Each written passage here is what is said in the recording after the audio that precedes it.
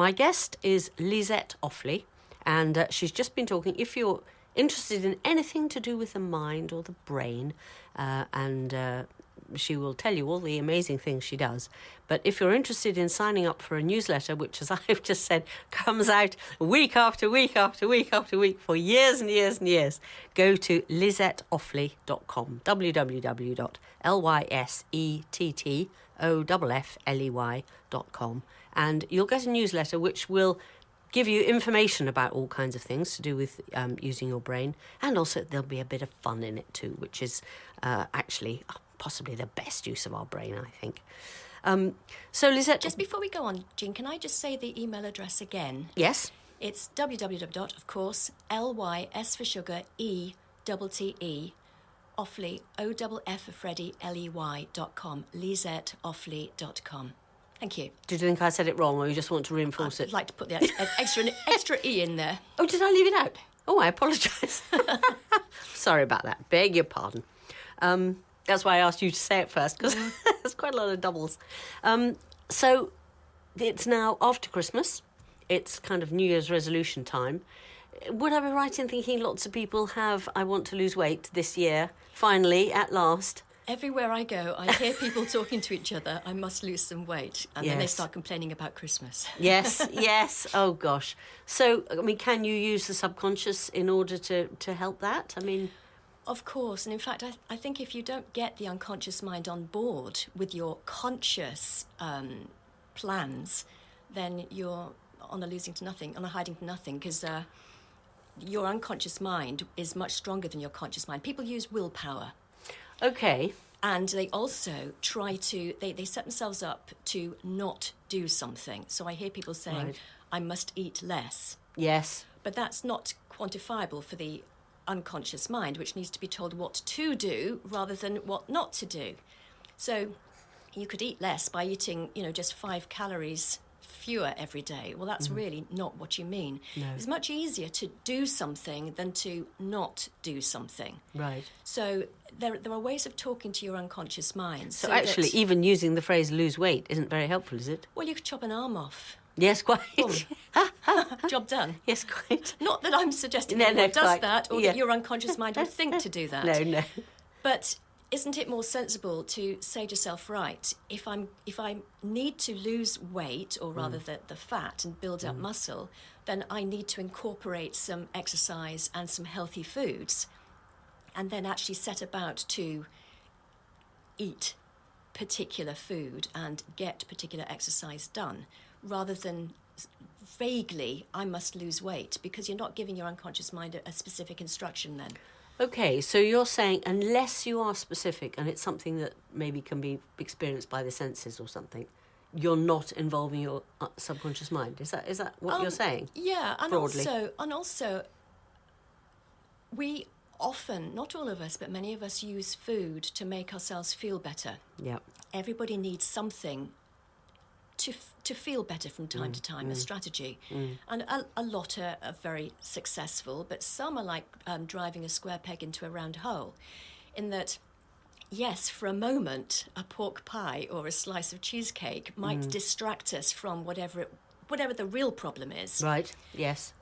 But the problem is that solution becomes a problem in itself. And the moment you finish the last mouthful, or even when you're halfway through, you start beating yourself up about that as well. So the perceived solution becomes part of the problem. Becomes the problem, yes. So your unconscious mind will have you do that, because right in that moment, it seems like a good idea. You have to help your unconscious mind to find an even better solution. Like, for example, making sure that you get some healthy food down your neck each day. Yes, because quite. By doing that, there's a good chance that there's not so much room for some of the other stuff. Yes. Okay. Is there any way the average person can tell how they're being guided, consciously or subconsciously? I mean, can you tell? Do you mean every day in themselves? Any time that you set out to do something and you find yourself doing something else instead. Right. That's the that's a key, is sign. it? Exactly. Oh, interesting. Okay. Yes. In theory, yes, I want to do this, but in practice, I haven't put... So if you take if you take weight loss or Yep. being healthy, for example, Mm-hmm. how many times have we said to ourselves, I must do this thing, I must get out and do more exercise. And yet it's, it doesn't quite happen today, but that doesn't matter because it can happen tomorrow. Yep. And tomorrow never comes. Yeah. And so that's a surefire sign that the unconscious mind just wants you to be comfortable. Yes. And it's so much easier staying put than getting up and going out. But of course, if you were to get up and go out, you would feel so much better. You'd feel for brilliant. You'd feel brilliant, isn't it? I mean, even like a silly thing like going out to a party or something. Like I was invited out to something last weekend, and I was thinking, I might not go, and I went, had the most wonderful time. But there was a bit of resistance to just, staying at home doing the easy thing. Of course, I suppose. yes. And yes, that's exactly right. Yes. Yeah. So in a way, that is an indicator about your subconscious mind Yeah. being involved or not. Yeah. And then there are things you can do consciously as well. I mean, if you think that part of the solution is to eat a particular set of food Yes. deliberately, Yes. well, you've got to have it to hand. Yes. Otherwise, you'll get yourself hungry and then Yes. you just grab whatever Yes. you normally grab. Yes. So give yourself the best possible chance. Yeah. So when people come to you for weight loss, you put them in a trance, do you, so to speak? My mum once asked me, what happens when you put them out? Yes. And I thought, goodness me. Help. Sounds like a hit on the head. Yeah, what do you mean? I put them in a trance, or I put them out. My goodness, that sounds dreadful. Yeah.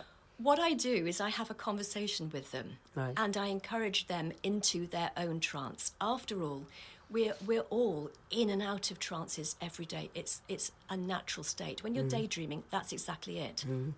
And in that state, that's the ideal learning state, when you're relaxed and focused. Because in a trance, you're focusing on something. Right. Okay. You might be in a meeting, but actually you're thinking about what you're going to buy in the Yes, shops your supper. for dinner on the way home. Exactly. Yes, Got it. yes. So you're relaxed and focused.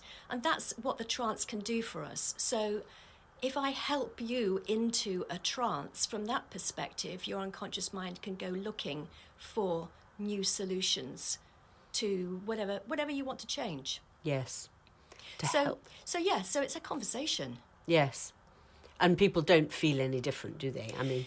Occasionally, I think these days more people understand more about this stuff. And there's less of that stage show. Well, people there was a time when clucking like I would ducks tell and- somebody what yeah. I do, and they would say, "Oh, don't read my mind." Yes. Well, I don't get that Don't anymore. take me over. And I Yes. think people like Paul McKenna Yes.